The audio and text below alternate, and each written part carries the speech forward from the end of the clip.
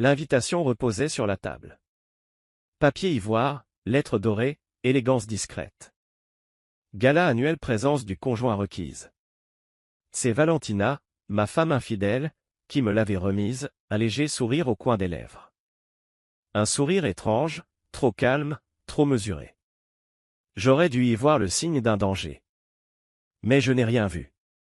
J'étais encore cet idiot amoureux, cet homme naïf qui croyait aveuglément en la femme avec qui il partageait sa vie depuis 11 ans. Cette nuit-là, elle allait me briser. Me ridiculiser devant 200 personnes. Elle allait prouver au monde entier que moi, Gabriel Herrera, professeur de littérature de 38 ans, n'était pas à la hauteur. Pas pour elle. Pas pour ce qu'elle voulait devenir. Mais ce qu'elle n'avait pas prévu, c'est qu'il ne suffit parfois que d'une seule erreur pour tout faire basculer. Et son erreur à elle, ce fut d'oublier qui j'étais. Un professeur de littérature. Un homme qui avait lu Sophocle et Euripide, qui connaissait par cœur les rouages de la tragédie et les ressorts de la vengeance. J'avais enseigné toute ma vie comment les puissants tombent lentement, inévitablement, sans jamais voir venir leur chute. Alors, cette nuit-là, quand les rires ont éclaté autour de moi, quand j'ai vu ma femme regarder un autre homme comme elle ne m'avait jamais regardé, quelque chose s'est éveillé. Un froid. Une lucidité coupante. Quelque chose qu'elle n'avait jamais soupçonné chez le mari calme et effacé qu'elle croyait dominer. As-tu déjà eu cette impression que ta vie entière repose sur un mensonge? Que la personne qui dort à côté de toi n'est qu'un étranger bien déguisé. Moi, je l'ai découvert de la pire manière. Et ce que j'ai fait ensuite, les a détruits tous les deux. Mais reprenons au commencement. Toute tragédie débute souvent par une simple invitation. C'est pour ce samedi, dit Valentina en déposant l'enveloppe devant moi. La direction veut que les cadres viennent t'accompagner. Question d'image. J'étais en train de corriger des copies. Je levai la tête. Ce jour-là, elle avait quelque chose de différent. Une tension subtile dans les yeux, un éclat d'excitation nerveuse. Comme si elle portait un secret brûlant sous sa peau. Bien sûr, répondis-je distraitement. Pourquoi pas? Elle sourit. Mais ce n'était pas le sourire doux et sincère dont je m'étais épris 11 ans plus tôt. C'était autre chose. Un pli calculé, cruel, presque triomphant. Le genre de sourire qu'on affiche juste avant de faire du mal. Les jours suivants passèrent sans heure. Valentina rentrait tard, prétendant crouler sous le travail. Je préparais mes cours, nous dînions sans un mot. Nous partagions la même chambre, mais nos âmes vivaient à des kilomètres l'une de l'autre. Et moi, imbécile, je croyais que c'était normal. Que tous les mariages connaissaient ces saisons de silence. Le samedi arriva. J'enfilai mon unique costume bleu marine, un peu lustré au coude, fidèle compagnon de toutes les cérémonies d'école. C'était tout ce que j'avais. Valentina, elle, apparut vêtue d'une robe rouge que je n'avais jamais vue. Une coupe parfaite. Un tissu cher. Beaucoup trop cher. Il est nouveau? Demandai-je. Un cadeau de l'entreprise, répondit-elle sans me regarder. Pour récompenser mes performances. Mensonge numéro 1. Le premier d'une longue série. Le salon était immense, éclaboussé de lumière. Des tables couvertes de roses blanches. Une musique douce jouée par un quatuor à cordes. Des hommes en smoking, des femmes couvertes de bijoux qui valaient plus que mon salaire annuel. Je me sentais déplacé. Ridicule. Comme une tache dans un tableau trop parfait. Valentina glissa sa main sur mon bras. Pendant une seconde, j'eus l'espoir que tout irait bien. Que mes doutes n'étaient que paranoïa. Jusqu'à ce que je le voie. Un homme s'approcha. Grand, élégant, le genre de présence qui attire les regards sans effort. Cheveux impeccables. Costume sur mesure. Sourire éclatant. L'arrogance du succès lui collait à la peau. Valentina, dit-il d'une voix trop familière. Tu es magnifique. Diego, répondit-elle. Et ce simple mot suffit à tout changer. Sa voix devint douce. Chaleureuse. Séduisante. Mon estomac se noua. Voici mon mari, Gabriel, ajouta-t-elle. Le mot mari sonna comme une excuse. Comme une tâche dont elle aurait voulu se débarrasser. Il me tendit la main. Professeur de littérature, n'est-ce pas, dit-il avec un demi-sourire. Ça doit être intéressant. Intéressant. Ce mot que les gens utilisent quand ils pensent inutile. Oui, répondis-je simplement. Valentina rit nerveusement. Nous devons aller saluer d'autres personnes. À plus tard, Diego. Bien sûr, dit-il en me jetant un regard de pitié. Profitez de la soirée. Et la descente commença. Pendant 2 heures, je les observais. Leurs regards complices. Leur disparition synchronisée vers le couloir des toilettes. Les sourires entendus de leurs collègues. Tout le monde savait. Tout le monde, sauf moi. Je restais seul à notre table. Invisible. Le mari insignifiant. L'erreur du passé. L'homme qu'on tolère par politesse. Puis, le PDG prit la parole. Mesdames et messieurs, un prix spécial pour nos 2 meilleurs cadres, symboles de passion, de travail et de collaboration exemplaire. Un murmure parcourut la salle, des rires étouffés. Valentina Cortés et Diego Salazar. Applaudissements. Flash. Valentina monta sur scène, radieuse, plus heureuse que je ne l'avais vue depuis des mois. À côté d'elle, Diego posa une main possessive sur sa taille. Elle ne bougea pas. Elle sourit. Les chuchotements se firent plus clairs autour de moi. Pauvre homme. Tout le monde sait. Quelle honte de l'avoir amené. Je compris alors. Ce n'était pas une soirée de gala. C'était mon exécution publique. Je me levai, les jambes tremblantes. Je traversai la salle. Personne ne tenta de m'arrêter. Dehors, l'air froid me gifla. Je respirai. Je sortis mon téléphone. Je cherchai Diego Salazar. Des photos de yachts, de dîners somptueux, de voyages. Et puis je tombai sur elle. Une photo datant de 6 mois, Valentina et Diego, enlacés sur une plage de Cancun. Légende, les meilleurs collègues sont aussi les meilleurs compagnons d'aventure. 120 mentions j'aime. Dont plusieurs personnes présentes ce soir-là. Ils savaient tous. Tous, sauf moi. Alors, quelque chose changea. Ce n'était pas de la douleur. C'était une clarté froide. Un silence intérieur. Une décision. Je retournai dans la salle. Je repris ma place. Je levai mon verre de vin. Je les observai. Et pour la première fois, je souris. Parce que je venais de comprendre. Il n'y aurait ni cri, ni scandale. Je n'étais plus la victime. J'étais le narrateur. Et dans cette tragédie, j'allais écrire la fin moi-même. Cette nuit-là, nous rentrâmes sans un mot. Valentina se glissa dans la chambre. Je restai dans le salon, éveillé, le regard fixe. Mon esprit travaillait, froid, méthodique. Parce que si Valentina m'avait sous-estimé, elle allait bientôt découvrir que les professeurs de littérature sont aussi d'excellents enquêteurs. Dès le lendemain, je commençai. Je fouillais nos relevés bancaires. Des dîners coûteux. Des hôtels. Des voyages soi-disant professionnels. Mensonges. Tous. J'ouvris son ordinateur pendant qu'elle dormait. Le mot de passe.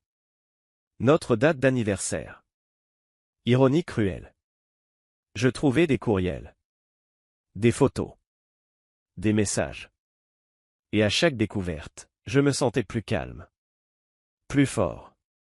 Plus déterminé. Valentina croyait avoir gagné. Elle se trompait. Sa victoire publique serait son dernier triomphe. Parce que la prochaine fois qu'elle sourirait, ce serait la dernière. Car je n'étais plus Gabriel le mari docile. Ni Gabriel le professeur effacé. J'étais devenu autre chose. Quelque chose qu'il n'aurait jamais dû réveiller. Ce lundi-là, je suis arrivé à l'université comme si de rien n'était. J'ai salué mes collègues, distribué des sourires de façade, puis donné mes cours avec la rigueur habituelle. Ce jour-là, je parlais des Édipes rois, de la manière dont toute tragédie naît de cette arrogance humaine, cette certitude aveugle de croire que rien ne peut nous atteindre. Mes étudiants ignoraient que je parlais d'elle. De Valentina. Elle était partie tôt ce matin-là. Pas de petit déjeuner partagé, pas un mot tendre. Juste une note, froide et brève, laissée sur la table.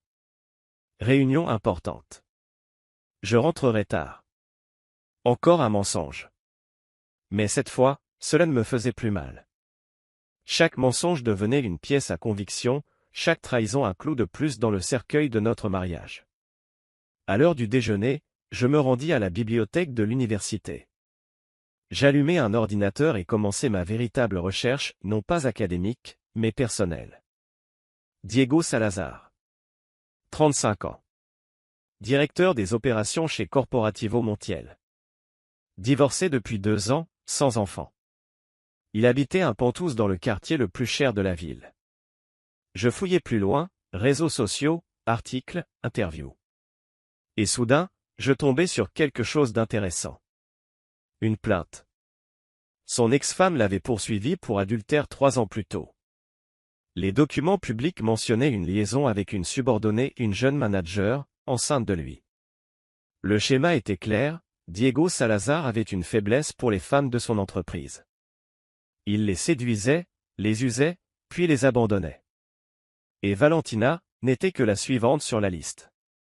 Je souris devant l'écran. Je sauvegardais tout, capture d'écran, documents, liens. Puis je consultais ses finances. Propriété, investissement. Il était riche, oui, mais aussi criblé de dettes. Un prêt bancaire énorme, des versements mensuels de près de 100 000 pesos. Intéressant. Je refermai l'ordinateur et rentrai chez moi. Valentina n'était pas là. Il était 9 heures du soir. J'ouvris son ordinateur portable. Cette fois, je fouillai plus profondément. Courriels supprimés, fichiers effacés. Un logiciel de récupération, quelques minutes de patience et le passé reprit vie. Et là, tout était étalé devant moi. Des centaines de messages échangés entre Valentina et Diego. 8 mois de conversation. Je ne peux pas arrêter de penser à toi. Cette nuit à Cancun était parfaite. Je déteste devoir faire semblant quand Gabriel est près de moi. Bientôt, nous nous débarrasserons de lui. Il me faut juste un peu de temps. Se débarrasser de moi. Comme d'un meuble inutile. Je continuais à lire, le cœur froid. Leur plan était précis, Diego devait promouvoir Valentina au poste de directrice régionale. Ensuite, elle demanderait le divorce. Elle prendrait la moitié de tout, la maison, les économies, ma vie entière. Depuis des mois, elle consultait des avocats, déplaçait de l'argent, préparait sa sortie. Et moi, je n'avais rien vu venir.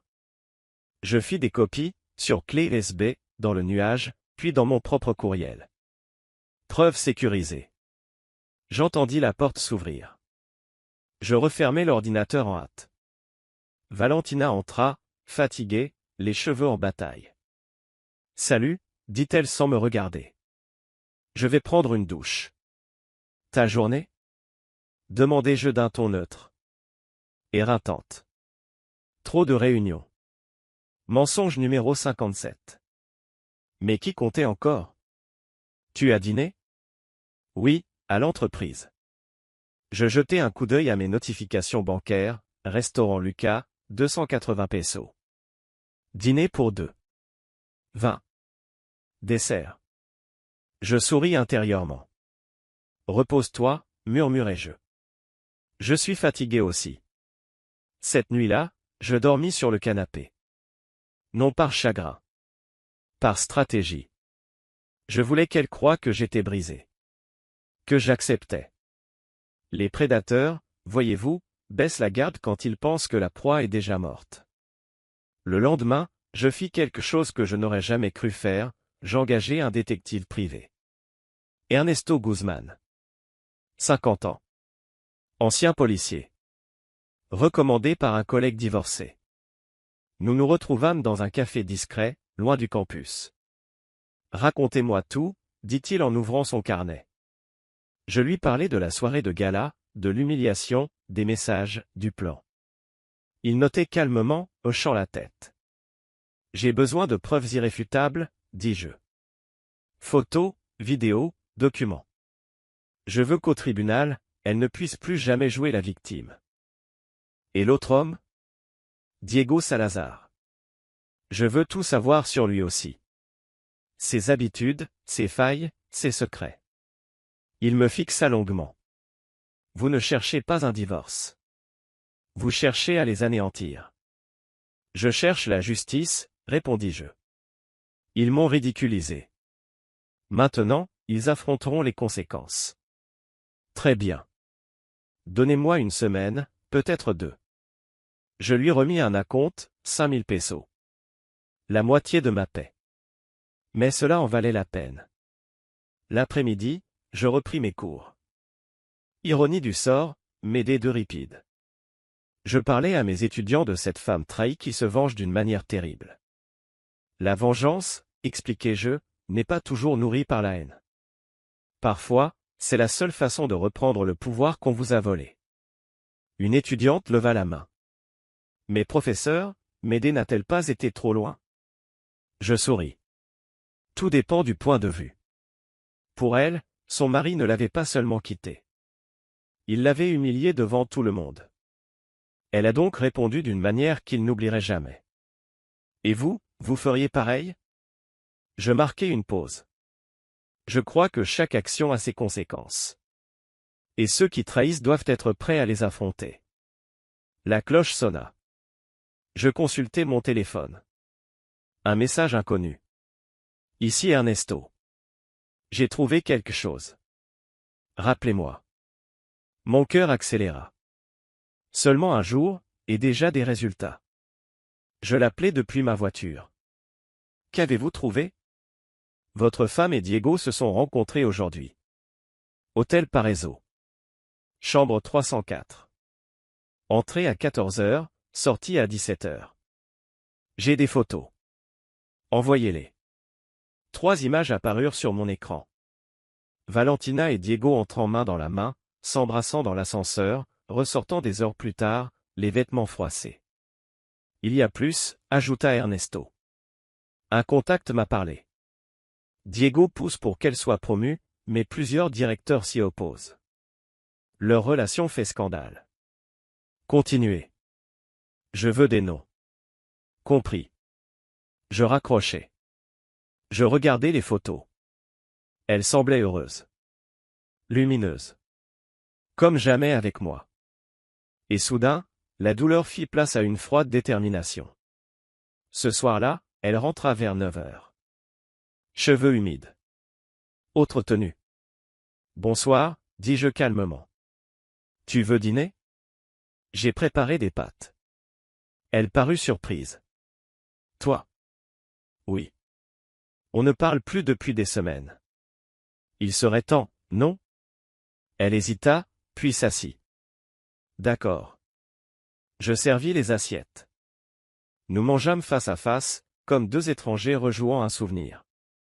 Et ton travail? Demandai-je. Stressant, mais bien. Peut-être une promotion, bientôt. Elle mentait encore. Sans détour, sans honte. C'est formidable, dis-je en souriant. Tu le mérites. Elle me regarda, un peu décontenancée. Merci, murmura-t-elle. Le silence reprit. Elle tapotait sur son téléphone. Probablement Diego. Alors je brisai la monotonie. Tu te souviens de notre première rencontre? Il y a 11 ans. Dans la librairie. Tu cherchais un livre de management. Je t'ai conseillé un roman.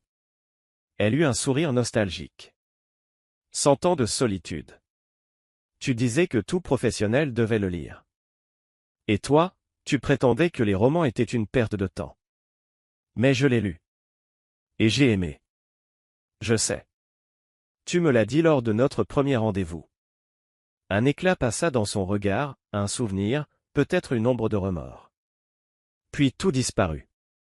C'était il y a longtemps, dit-elle. Les gens changent. Oui, répondis-je. Il change. Elle se leva. Je vais dormir. Valentina? Oui. Sommes-nous heureux?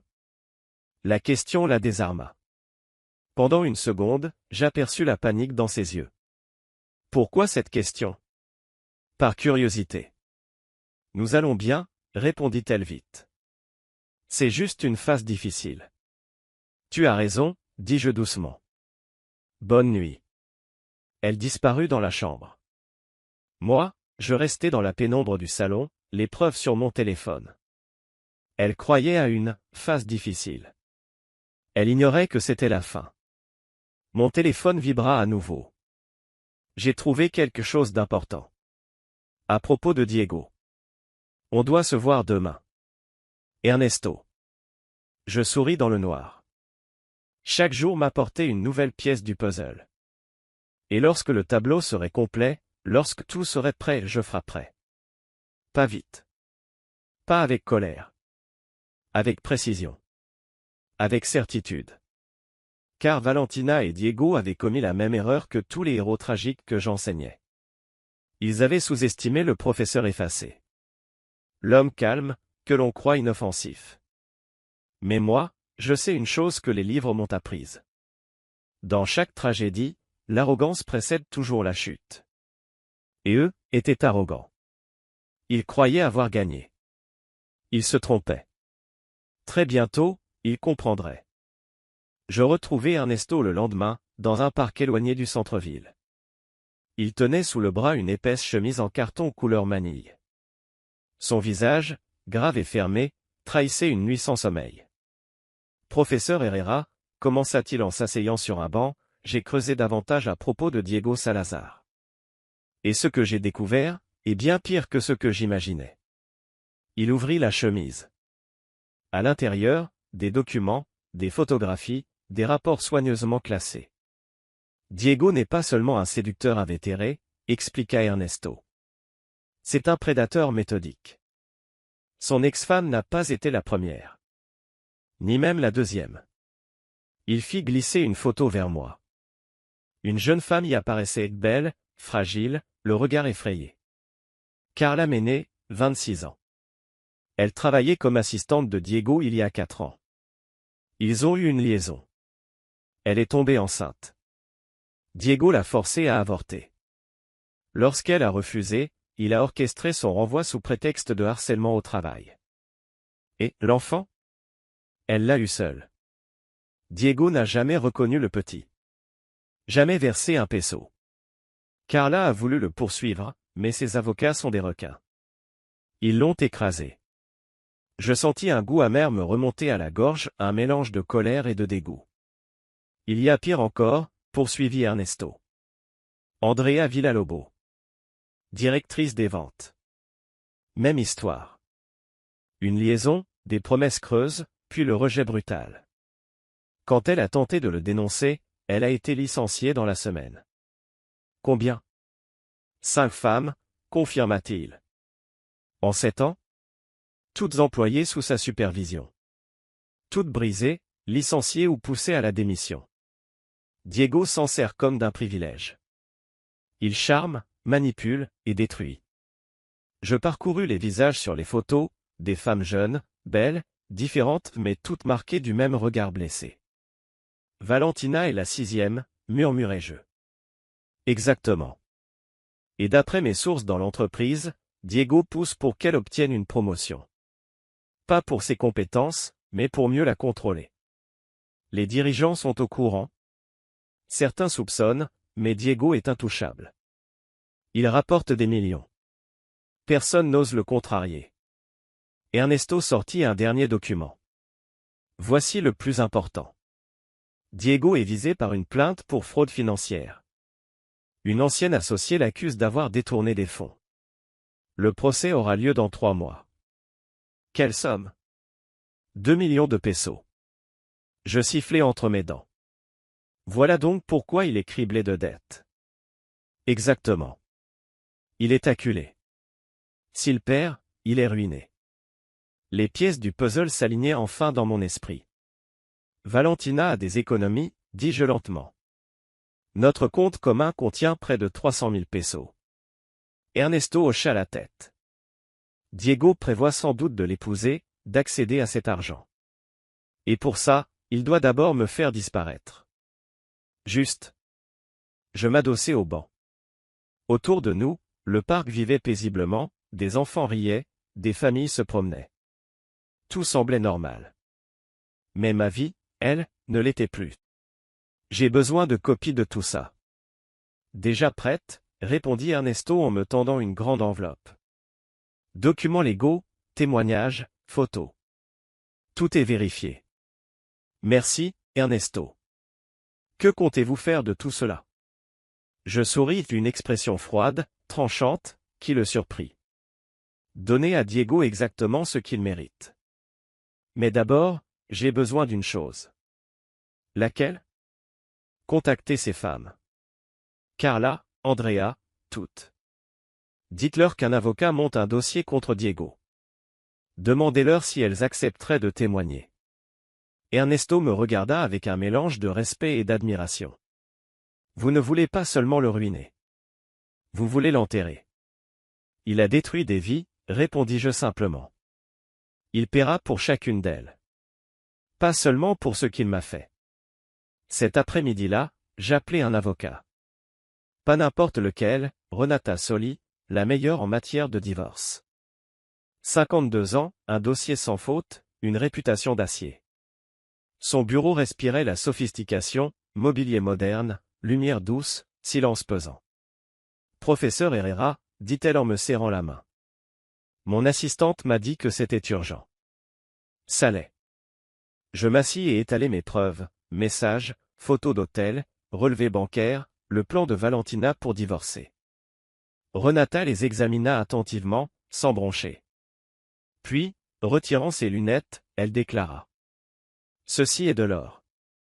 Avec ces preuves, votre épouse ne touchera rien. Mieux, nous pourrions la poursuivre pour préjudice moral. Je veux plus, répondis-je. Plus? Je veux attaquer Diego Salazar. Pour aliénation d'affection. Pour dommage. Pour tout ce que la loi permet. Elle esquissa un sourire. Ce genre d'action est difficile à prouver au Mexique, mais avec ce dossier, nous pouvons tenter le coup. Alors tentez-le. Mes honoraires sont élevés. Combien? 100 000 pesos pour le divorce. 100 000 pour la plainte contre Salazar. 200 000 pesos. Presque toutes mes économies. Mais chaque peso en valait la peine. Marché conclu. Elle me tendit la main. Bienvenue dans la guerre, professeur. Et je vous promets, nous la gagnerons. Je signai les contrats. Payai l'avance. En sortant de son bureau, le soleil déclinait lentement derrière les immeubles. Je me sentais plus léger. Différent. Je n'étais plus la victime. J'étais le chasseur. Cette nuit-là, Valentina rentra tôt. Étrangement tôt. Salut, dit-elle avec un sourire forcé. On regarde un film? Un film? Répétai-je. Oui, comme avant, quand on était heureux. Il y avait dans sa voix un frémissement de culpabilité. Bien sûr, répondis-je calmement.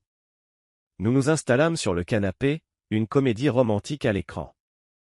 Elle se blottit contre moi, comme autrefois. Tout semblait faux. Artificiel.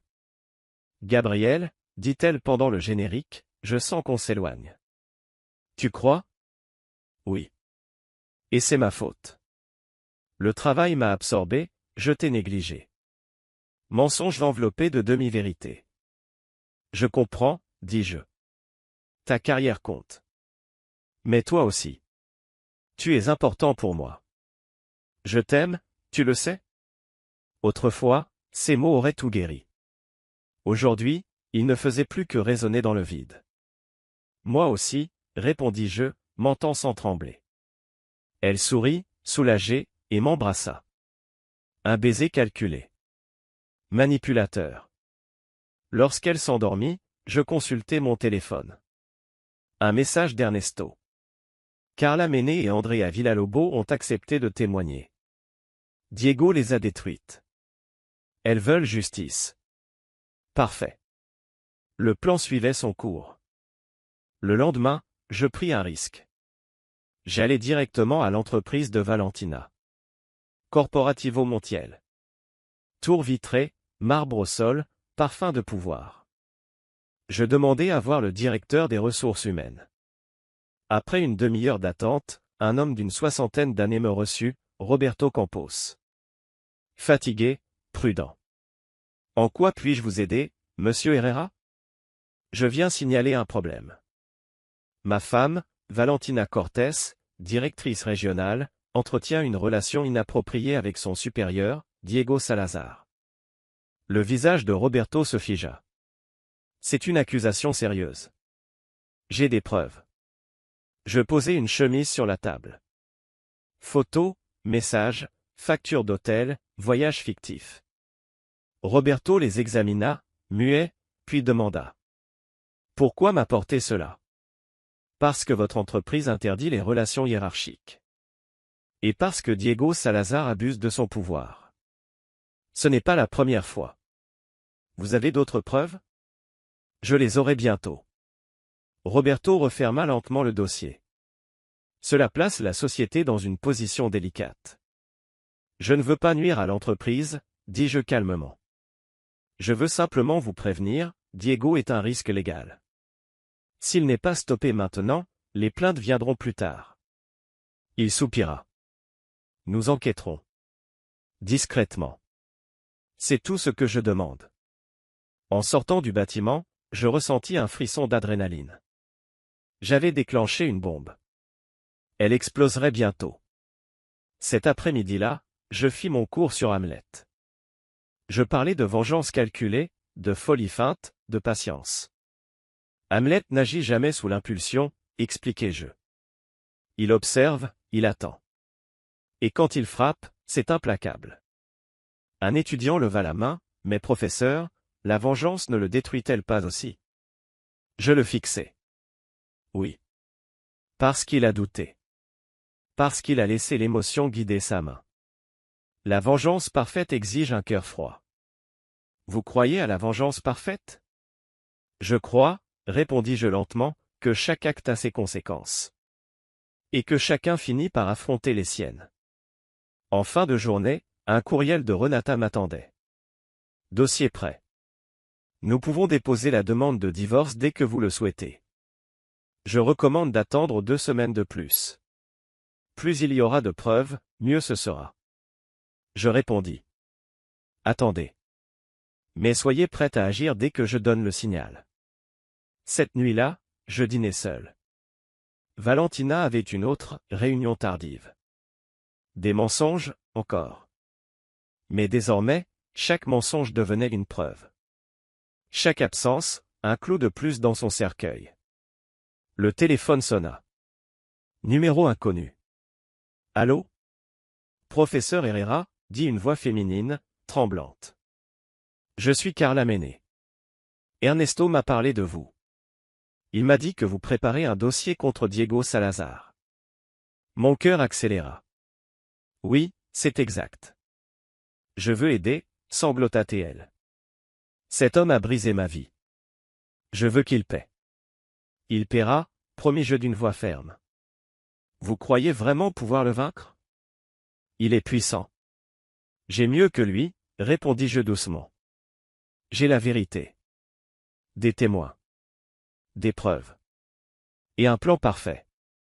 Un silence, puis des larmes de reconnaissance. Personne ne m'a jamais cru. Personne ne m'a défendu. Maintenant, quelqu'un le fera.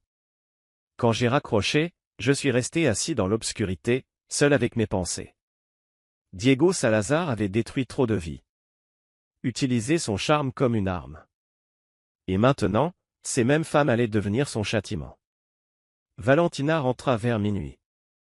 Les cheveux défaits, l'air épuisé, les excuses prêtes. Ta réunion?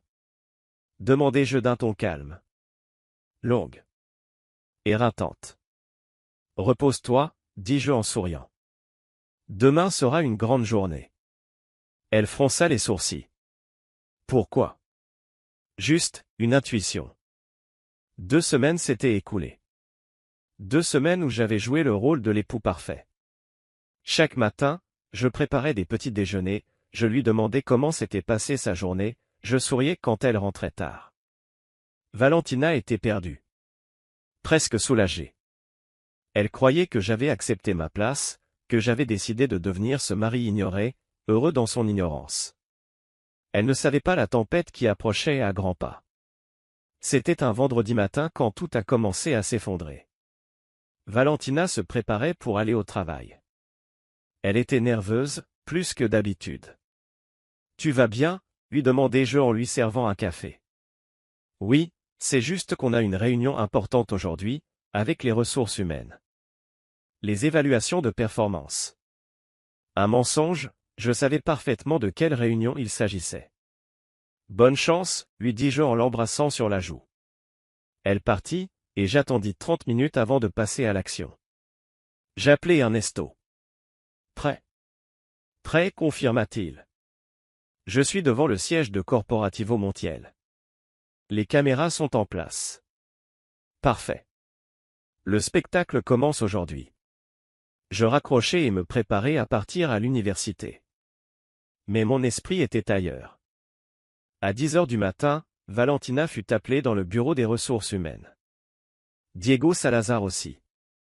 Roberto Campos était présent. Ainsi que la directrice juridique de l'entreprise et un témoin externe. On leur montra les preuves, les photos de l'hôtel, les extraits des dépenses de l'entreprise utilisées pour des dîners personnels, les messages récupérés du système interne de l'entreprise. Valentina nia tout au début, puis éclata en sanglots, avant d'admettre. Diego tenta de minimiser, ce n'est qu'un malentendu. On est des amis proches. Des amis qui dépensent 30 000 pesos dans des hôtels avec des fonds de l'entreprise, répondit Roberto d'une voix ferme. Des amis qui échangent des messages inappropriés pendant les heures de travail. Des amis qui violent toutes nos politiques de conduite. La réunion dura 3 heures. À la fin, ils furent tous deux suspendus sans solde. Enquête en cours, possible licenciement. Valentina sortit de l'immeuble en larmes, tandis que Diego, furieux, quittait en claquant la porte. Ernesto avait tout capturé. Ses expressions, sa honte, sa panique. Il m'envoya les photos. Je les gardai précieusement, avec toutes les autres preuves que j'avais accumulées. Valentina arriva à la maison vers 2 heures de l'après-midi. J'étais là, dans l'attente. Gabriel, sanglota-t-elle en entrant, quelque chose de terrible vient de se produire. Que s'est-il passé, demandai-je, feignant la préoccupation. On m'a suspendu. Quelqu'un a signalé que Diego et moi. Elle s'interrompit. Que nous avions une relation inappropriée. Et avez-vous une relation? Silence. Long. Pénible. Gabriel, je. Vous avez une relation inappropriée, répétai-je, plus froidement cette fois. Encore des larmes. Oui. Mais je peux tout expliquer. Explique. Valentina s'effondra sur le canapé. Tout a commencé il y a 8 mois, après le voyage à Cancun. C'était une erreur. Ça a juste commencé. Et puis, on a continué à se voir. Et je suis tombée amoureuse. Chaque mot était une lame enfoncée profondément. Mais je ne saignais plus. J'avais pleuré en silence, seul, bien avant ce moment. Tu m'aimes? Demandai-je. Je ne sais pas. Je suis perdu. Tu comptais divorcer de moi. Son visage pâlit. Comment sais-tu ça? Tu comptais divorcer de moi, insistai-je. Oui, murmura-t-elle. Mais seulement parce que je pensais que tu serais plus heureux aussi. Que nous méritions tous deux d'être heureux. Quel geste noble de ta part, dis-je, avec amertume. Tu pensais à mon bonheur tout en te couchant avec un autre homme pendant 8 mois.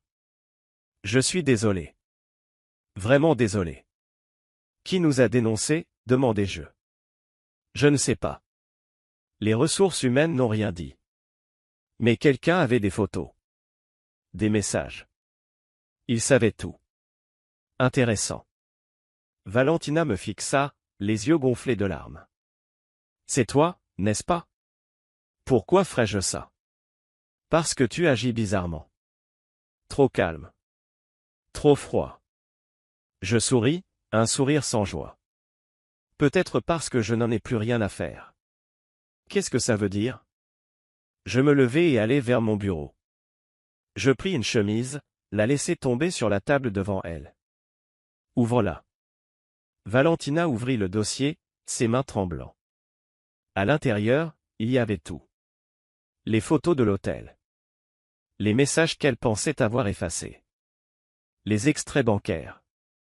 Le plan de divorce qu'elle avait consulté avec des avocats. Son visage perdit toute couleur. Comment? Je suis professeur, Valentina.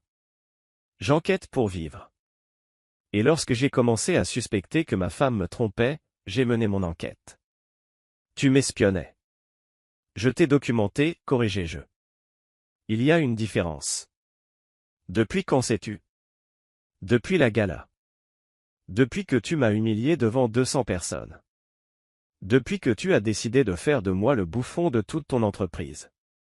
Valentina sanglota. Je ne voulais pas te faire du mal. Mais tu l'as fait. À plusieurs reprises. Pendant 8 mois. Chaque mensonge. Chaque tromperie. Chaque nuit où tu dormais dans mon lit après avoir été avec lui. Que vas-tu faire de tout ça? Je pris un autre document. Des papiers légaux. Des tampons officiels. Demande de divorce, pour cause d'adultère. Avec toutes les preuves jointes. C'est déjà déposé devant le tribunal. Tu as été officiellement notifié ce matin. Les documents sont arrivés à ton bureau. Je n'ai rien reçu. Parce que tu étais suspendu. Mais ils sont arrivés. Ta secrétaire a signé. Valentina se leva, tremblante. Tu ne peux pas me faire ça. Je l'ai déjà fait. Je t'ai tout donné. 11 ans de ma vie. Et moi, j'ai donné 11 ans de loyauté, d'amour et de respect. Toi, tu m'as donné 8 mois de trahison. Gabriel, s'il te plaît, on peut arranger ça. Aller en thérapie. Travailler sur notre mariage. Il n'y a pas de mariage à sauver. Il est mort le jour où tu as décidé de coucher avec Diego. Je suis prête à tout arrêter. Tout finir avec lui. Rester avec toi. Je ris. Sans joie. Juste de l'amertume. C'est après ta suspension? Après que ton plan de promotion ait échoué? Maintenant que Diego ne peut plus te donner ce qu'il t'a promis? Ce n'est pas pour ça. Alors pourquoi? Par amour? Ne m'insulte pas. Valentina tomba à genoux, littéralement. S'il te plaît. Ne me détruis pas ainsi. Je ne t'ai pas détruite. Tu l'as fait toi-même. Mon téléphone vibra. C'était Renata. Document déposé. Le juge a accepté l'affaire. Première audience dans 3 semaines. Avec cette preuve, c'est un cas fermé. Je répondis, merci. Et pour la plainte contre Diego? Elle est aussi déposée. Aliénation d'affection plus dommages moraux. Ces victimes précédentes accepteront de témoigner. Il est fini. Je souris. Pas par joie. Mais par justice. Diego Salazar avait détruit des vies. Utilisé son pouvoir pour manipuler des femmes. Jouer avec les sentiments comme s'ils étaient des jouets. Maintenant, il allait payer. Pas seulement pour ce qu'il m'avait fait, mais pour tout ce qu'il avait fait à toutes. Et Valentina allait apprendre la leçon la plus dure. Que les choix ont des conséquences. Que la trahison a un prix. Cette nuit-là, je dormis seul. Dans mon lit. Dans ma maison. Pour la première fois depuis des semaines, je dormis profondément. 3 jours s'étaient écoulés depuis que Valentina avait quitté la maison. 3 jours de silence lourd, seulement troublés par le tic-tac monotone de l'horloge et le bourdonnement lointain de la ville. J'essayais de me convaincre que tout cela n'était qu'un mauvais rêve, quand soudain, le téléphone sonna. Professeur Herrera? Une voix d'homme, grave, autoritaire, d'un ton qu'on n'oublie pas. Oui. Ici Ricardo Montiel. PDG du groupe Montiel. Mon cœur fit un bond. C'était le Montiel. le fondateur, le patron suprême de la société où travaillaient Valentina et Diego. L'homme que personne n'osait contredire. Monsieur Montiel, répondis-je. J'ai besoin de vous voir. Êtes-vous libre cet après-midi? Puis-je savoir pour quelle raison?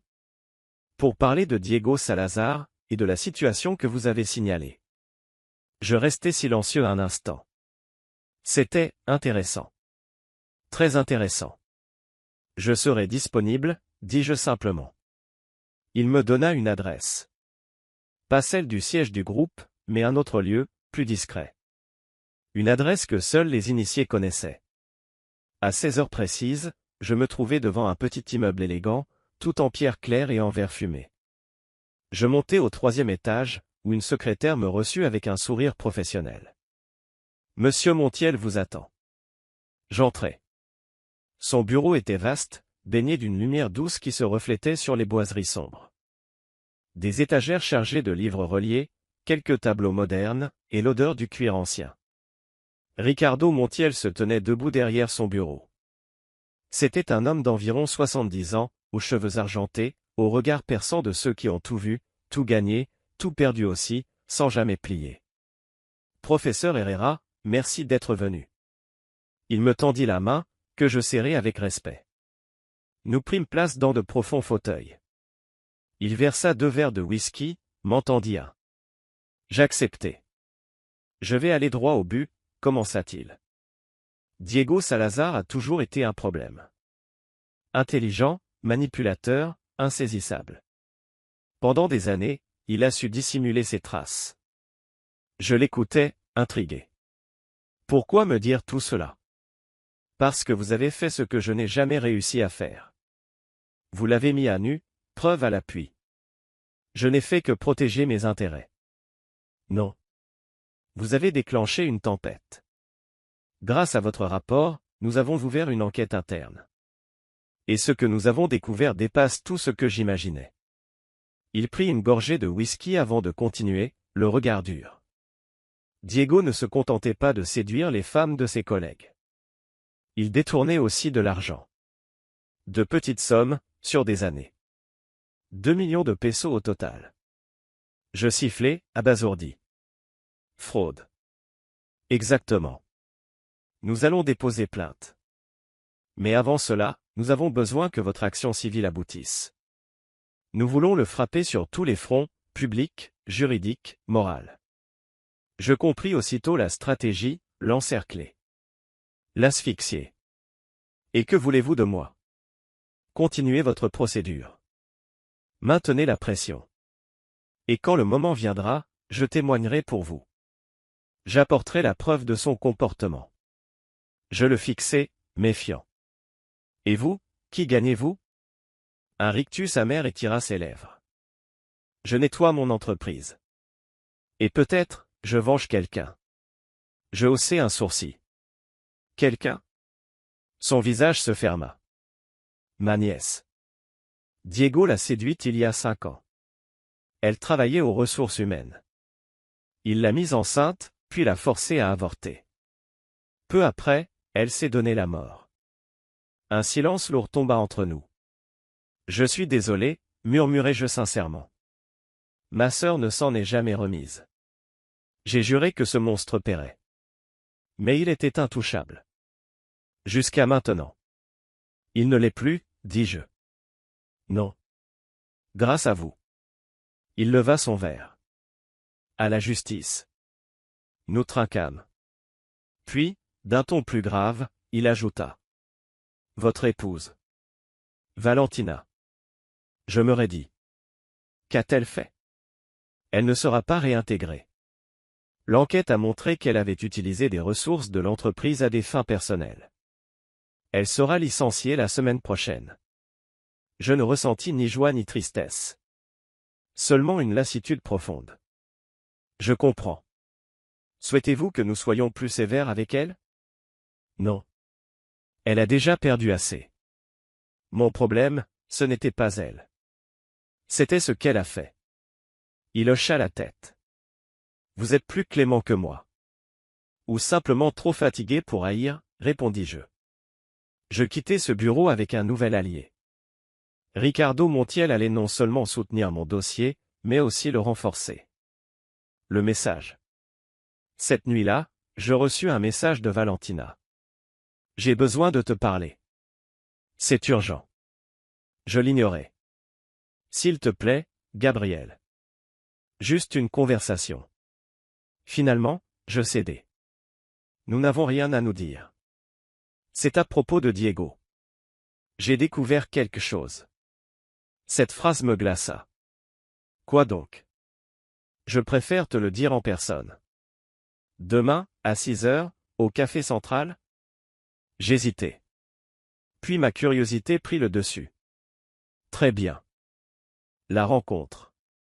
Elle était déjà là quand j'arrivais. Méconnaissable. Cerne profond, visage pâle, vêtements froissés.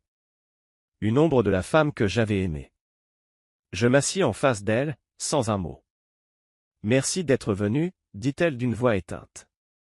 Tu as 30 minutes. Elle inspira difficilement. Diego m'a contacté hier. Il m'a menacé. Si je témoigne, il révélera des choses sur moi. Quelles choses? Elle baissa la tête. Il m'a fait signer des papiers. Je croyais que c'était des documents administratifs, mais c'était des confessions. Des aveux fabriqués de toutes pièces, où j'admets l'avoir séduit, l'avoir entraîné. Il a ma signature sur tout. Je restais figé. C'était diaboliquement ingénieux. Il s'était préparé, murmurai-je. Oui. Il savait qu'un jour tout éclaterait. Il voulait s'assurer que s'il lui tombait, je tomberais avant. Tu as gardé une copie? Non. Il a tout. Et il a menacé d'envoyer ses documents aux autorités si je parle. Je pourrais aller en prison. Je bus une gorgée de café, réfléchissant vite. Et tu veux que je t'aide? Oui. Je ne sais plus quoi faire. Toi, tu sauras. Tu l'as toujours su. Je lâchai un rire amer. Maintenant je suis intelligent, hein? Après 11 ans à être le mari insignifiant. Elle eut les larmes aux yeux. Je t'en supplie. Tu n'es pas comme lui. Tu n'es pas cruel. Tu es bon. J'étais bon. Tu as tué cette part-là.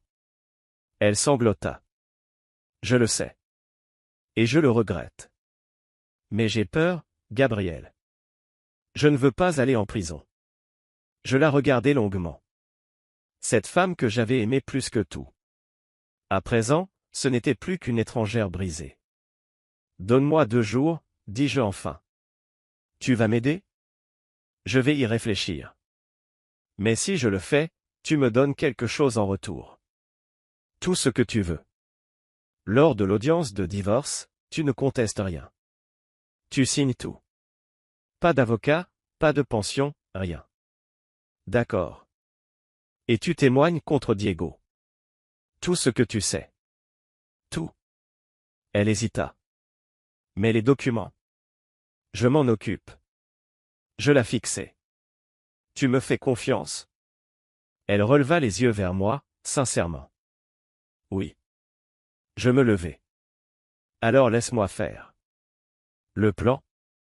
Je sortis du café et appelai Ernesto, mon vieil ami. Diego possède des documents compromettants. Je dois savoir où ils sont.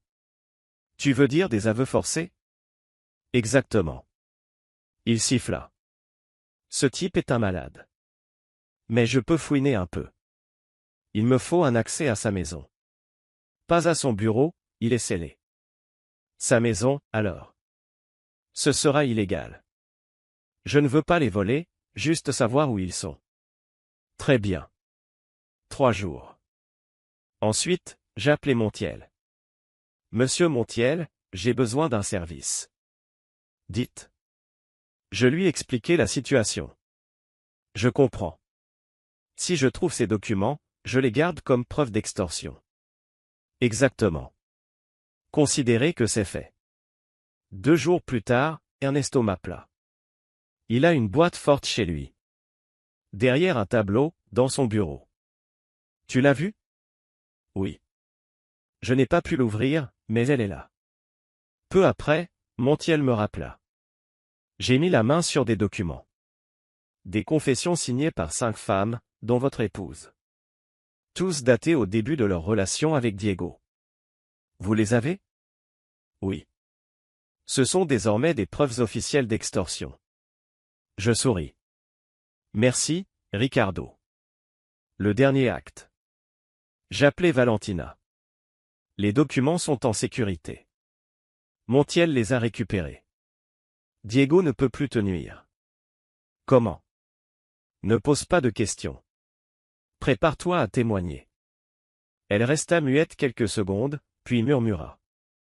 Merci, Gabriel. Je ne mérite pas ton aide. Non. Mais je ne le fais pas pour toi. Je le fais pour qu'il ne détruise plus personne. Pourquoi? Parce que quelqu'un doit être meilleur que lui. Quelqu'un doit briser ce cycle de cruauté. Je t'aime, dit-elle dans un souffle. Non. Tu aimes le souvenir de ce que j'étais. Mais ça n'a plus d'importance. Je raccrochai. La chute de Diego. Le soir même, Renata, mon avocate, m'envoya un mail. Première audience dans une semaine. Diego a engagé une armée d'avocats, mais les preuves d'extorsion suffiront à tout faire s'écrouler.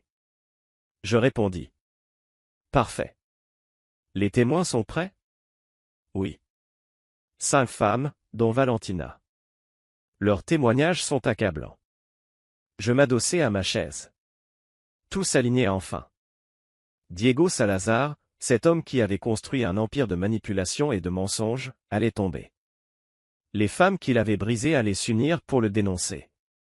Chaque mot, chaque blessure, chaque cicatrice deviendrait une arme. Il perdrait tout, son travail, sa réputation, sa liberté. Et pour la première fois depuis longtemps, moi, Gabriel Herrera, je respirerais librement. Parce qu'au bout de cette longue route de douleur et de trahison, il y avait enfin une chose qui m'attendait. La justice. C'était un mardi comme tant d'autres, mais cette journée allait marquer un tournant. La salle d'audience était pleine à craquer.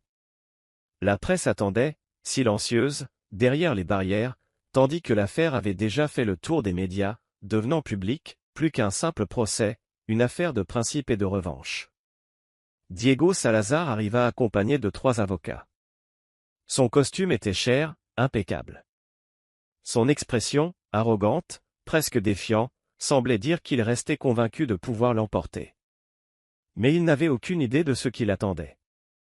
Moi, je suis arrivé seul. À mes côtés, Renata, toujours présente, et derrière moi, 5 femmes, Carla, Andrea, et les 3 autres, toutes des victimes de Diego, qu'il avait brisées. Et puis, il y avait Valentina. Elles étaient toutes là, prêtes à parler, prêtes à faire entendre leur voix. Le juge entra dans la salle. Un silence lourd tomba sur l'audience. Il lança les premières paroles solennelles. Les avocats de Diego prirent la parole en premier. Ils nièrent tout. Ils me décrivirent comme un mari jaloux, obsédé par l'idée de contrôler sa femme. Ils tentèrent de jeter l'opprobre sur les femmes, les qualifiant de travailleuses amères, cherchant à se venger. Aucune preuve solide, affirmait-il. Mais alors, Renata se leva, calme, mais décidée. D'une voix ferme, elle déclara. Votre honneur, j'ai des preuves. Elle commença à présenter tout ce qu'elle avait réuni, des photos, des messages, des extraits bancaires, des audios, et même des documents d'extorsion que Ricardo avait découverts. La salle se figea dans un silence absolu. Puis vint le tour des témoins. Une à une, les femmes montèrent à la barre. Elles racontèrent leur histoire. Comment Diego les avait séduites, manipulées, forcées à signer des faux aveux, menacées, brisées. Carla, les yeux pleins de larmes, parla de la manière dont elle avait perdu son travail et élevé son fils seul. Andrea, d'une voix tremblante, expliqua comment sa carrière avait été détruite. Les autres n'étaient pas moins émouvantes, chacune avec son propre fardeau, chacune portant en elle les cicatrices de cette relation toxique. Et puis, Valentina s'avança. Elle parla pendant 20 minutes. Chaque mot, chaque détail était une vérité criante, une exposition sans filtre de la manipulation et des menaces qu'elle avait subies, depuis leur rencontre à Cancun jusqu'aux pressions récentes. Rien n'était omis, tout était dit, cru et sans phare. Diego tenta d'interrompre, son avocat objecta, mais le juge, impassible, lui ordonna de se taire. Continuez, Madame Cortés. Lorsqu'elle eut terminé, un murmure emplit la salle. Les jurés étaient suspendus à ces mots, et l'atmosphère avait changé. Ricardo Montiel témoigna ensuite. Il confirma l'ampleur du fraude corporatif, l'argent détourné, les abus systématiques de pouvoir. Diego Salazar n'a pas seulement détruit des mariages, dit Ricardo d'une voix lourde de vérité. Il a détruit des vies, des carrières, des familles. Et il a fait tout cela délibérément, pendant des années. L'argumentation de Diego s'effondra. Ses avocats étaient sans défense. La pile de preuves était accablante. Le juge se retira pour délibérer, un silence lourd tombant sur la salle. 2 heures plus tard, il revint, son visage marqué par la gravité de sa décision. Il parla lentement, avec une autorité calme mais inébranlable. J'ai examiné toutes les preuves présentées. Les témoignages sont cohérents. Les documents sont irréfutables. Il fixa Diego. Monsieur Salazar, votre comportement n'a pas seulement été immoral, il a été criminel. Vous avez abusé de votre position de pouvoir pour manipuler des femmes vulnérables. Vous avez commis un fraude corporatif. Vous avez extorqué vos victimes. Diego pâlit, son arrogance s'évaporant dans un souffle. En ce qui concerne le cas civil pour aliénation d'affection, je rends jugement en faveur du demandeur. Monsieur Salazar, vous devrez payer 500 000 pesos en dommages et intérêts au professeur Herrera. La salle éclata en applaudissements. Le juge frappa son marteau avec fermeté. De plus, j'ordonne une enquête criminelle complète. Les accusations de fraude, d'extorsion et d'abus de pouvoir seront transmises au procureur. Diego s'effondra dans sa chaise, brisé, ruiné. Il n'y avait plus de retour possible pour lui. Concernant le divorce entre le professeur Herrera et Madame Cortés, je décrète le divorce pour cause d'adultère. Madame Cortés ne recevra ni pension alimentaire, ni partage des biens. Le mariage est dissous. Il signa les documents. C'était fini. Je sortis de la cour entouré des 5 femmes. Les journalistes nous assaillirent de questions. Comment vous sentez-vous? Quel message avez-vous pour d'autres victimes? Carla prit la parole, qu'elle n'ait pas peur. Qu'elle parle. Qu'elle cherche justice. Andrea ajouta, les abuseurs n'ont de pouvoir que lorsque le silence les protège. Avant de partir, Valentina s'approcha de moi. Merci, dit-elle simplement. Pour m'avoir aidé à être courageuse. Bonne chance, Valentina. J'espère que tu trouveras ce que tu cherches vraiment. Je l'ai déjà trouvé. Pardon. Pour tout. Elle s'éloigna. Ce fut la dernière fois que je la vis. 2 mois plus tard, Diego Salazar fut condamné à 5 ans de prison pour fraude et extorsion.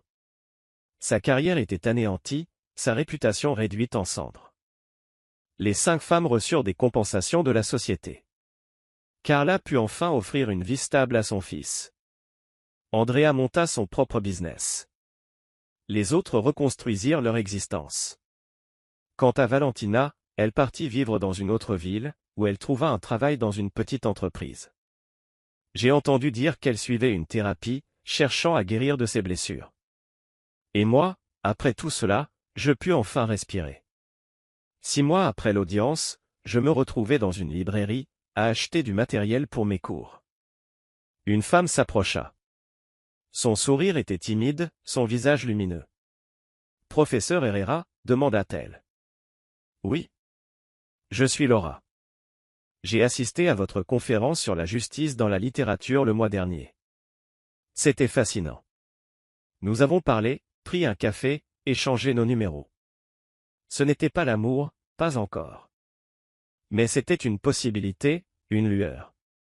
Cette nuit-là, en rentrant chez moi, je me suis arrêté devant les murs vides où, autrefois, étaient accrochées des photos de mon mariage. Je n'ai pas ressenti de tristesse, juste de la paix. Valentina m'avait appris que la confiance est fragile. Diego m'avait montré que le mal existe. Mais moi, j'avais appris une leçon plus importante. La vengeance n'est pas question de détruire les autres. C'est retrouver sa dignité, son pouvoir, sa vie. Et parfois, la plus grande victoire n'est pas de voir ses ennemis s'effondrer. C'est de se relever soi-même. Plus fort. Plus sage. Libre.